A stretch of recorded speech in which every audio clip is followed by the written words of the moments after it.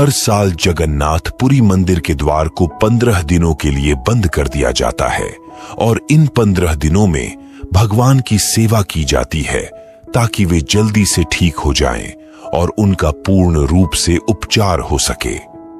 जी हां, ये कोई कहानी नहीं है, यह पूर्ण रूप से प्रामाणिक सत्य है। ज्येष्ठ मास की पूर्णिमा को जब गर्मी की अधिकता होती है तो उस दिन देव प्रतिमाओं को 108 घड़े के जल से स्नान कराया जाता है। इस स्नान के बाद तीनों देवता यानी कि भगवान जगन्नाथ, उनके भाई बालभद्र और बहन सुभद्रा बीमार पड़ जाते हैं और फिर वह एकांतवास में चले जाते हैं। एकांतवास की इस प्रक्रिया को पुरी में अनासरा कहते हैं।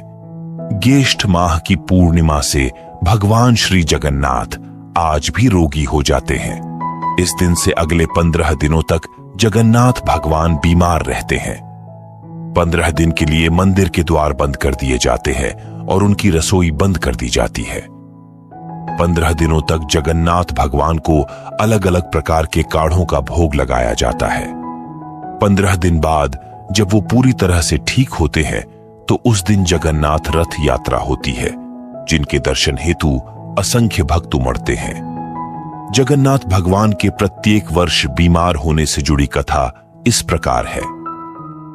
ओडिशा प्रांत में जगन्नाथपुरी में एक भक्त माधव दास जी अकेले रहते थे। संसार से उनका कोई लेना देना नहीं था। वह अकेले बैठे भजन किया करते थे और नित्य प्रति श्री जगन्नाथ प्रभु के दर्शन करते थे और उन्हीं को अपना सखा मानते थे। एक बार माधव दास जी को अतिसार अर्थात उल्टी दस्त का रोग हो गया। वह इतने दुर्बल हो गए कि उठ बैठ तक नहीं सकते थे। जब तक उनसे बना वे अपना कार्य स्वयं करते रहे और किसी से सहायता नहीं मांगी, और अगर कोई उनके सहायता करने के लिए कहता तो वह कहते थे कि मेरी रक्षा मेरे प्रभु जगन्नाथ करेंगे। तब श्री जगन्नाथ जी स्वयं सेवक बनकर उनके घर पहुंचे। अपने प्रिय भक्तों के लिए प्रभु क्या क्या नहीं करते। श्री जगन्नाथ भगवान ने अपने भक्त माधव दास की इतनी सेवा करी जितनी कोई अपना भी नहीं कर सकता। जब माधव दास जी को होश आया तब उन्होंने तत्काल पहचान लिया कि यह तो मेरे प्रभु ही है। एक दिन माधव दास जी ने प्रभु से पूछ लिया कि हे प्रभु, आप तो त्रिभुवन के स्वामी है, आप मेरी सेवा कर रहे हो। आप चाहते तो मेरा ये रोग भी तो दूर कर सकते थे। रोग दूर कर देते तो ये सेवा ही नहीं करनी पड़ती। इस पर ठाकुर जी ने कहा कि प्रिय माधव, मुझसे भक्तों का कष्ट नहीं सहा जाता, इसी कारण तुम्हारी सेवा मैंने स्वयं की। जो भाग्य में होता है उसे तो भोगना ही पड़ता है, और मैं नहीं चाहता कि मेरे भक्त को फिर से भाग्य के कारण अगला जन्म दुख भोगने के लिए लेना पड़े, इसीलिए मैंने स्वयं तुम्हारी सेवा की। फिर भगवान जगन्नाथ ने भक्त माधव दास से कहा कि अब तुम्हारे भाग्य में ये 15 दिन का रोग और बचा है, इसलिए 15 दिन का रोग तुम मुझे दे दो। और फिर 15 दिन का वो रोग प्रभु जगन्नाथ ने माधव दास जी से ले लिया। इसलिए आज भी भगवान जगन्नाथ 15 दिनों के लिए रोगी होते हैं। भक्तों के प्रेम के चलते आज भी वर्ष में एक बार भगवान जगन्नाथ को स्नान कराया जाता है, जिसे स्नान यात्रा कहते हैं।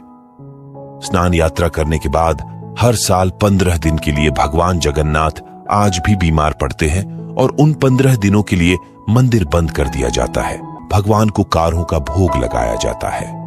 इस दौरान भगवान को आयुर्वेदिक जड़ी बूटियों का भी भोग लगाया जाता है। जगन्नाथ धाम मंदिर में तो भगवान की बीमारी की जांच करने के लिए हर दिन वैद्य भी आते हैं। भगवान जगन्नाथ के आराम के लिए 15 दिन तक मंदिरों के द्वार भी बंद कर दिए जाते हैं और उनकी सेवा की जाती है ताकि वे जल्दी ठीक हो जाएं। जिस दिन वे पूरी तरह से ठीक होते हैं उस दिन जगन्नाथ यात्रा निकलती है, जिसके दर्शन हेतु असंख्य भक्त उमड़ते हैं। पुरी की रथ यात्रा, जिसे रथ यात्रा के नाम से भी जाना जाता है, यह त्योहार ओडिशा के पुरी में मनाया जाता है और यह भगवान जगन्नाथ पर केंद्रित है, जिन्हें विष्णु या कृष्ण का एक रूप माना जाता है। त्योहार के दौरान 3 देवताओं भगवान जगन्नाथ, उनके भाई बालभद्र और बहन सुभद्रा को बड़ी संख्या में भक्तों द्वारा 3 विशाल लकड़ी के रथों में बैठाकर बड़ा डंडा नामक भव्य मार्ग से गुंडीचा मंदिर तक ले जाया जाता है। भगवान जगन्नाथ मंदिर लौटने से पहले 1 सप्ताह तक गुंडीचा मंदिर में रहते हैं। इस वापसी यात्रा को बहुधा यात्रा के नाम से जाना जाता है। विश्व स्तर पर मनाई जाने वाली रथ यात्रा पवित्र त्रिदेवों की अपनी मौसी देवी गुंडीचा देवी के मंदिर तक की यात्रा से शुरू होती है। रथ यात्रा शुरू होने से पहले हर साल 3 नए रथ बनाए जाते हैं। जगन्नाथ, बालभद्र और सुभद्रा मां के लिए 3 रथ तैयार किए जाते हैं। जगन्नाथ पुरी रथ यात्रा न केवल एक धार्मिक आयोजन है, बल्कि यह भारतीय संस्कृति, एकता और आस्था का प्रतीक भी है। यह पर्व हमें यह सिखाता है कि जीवन में कठिनाइयों और चुनौतियों के बावजूद आस्था और भक्ति के साथ आगे बढ़ना चाहिए।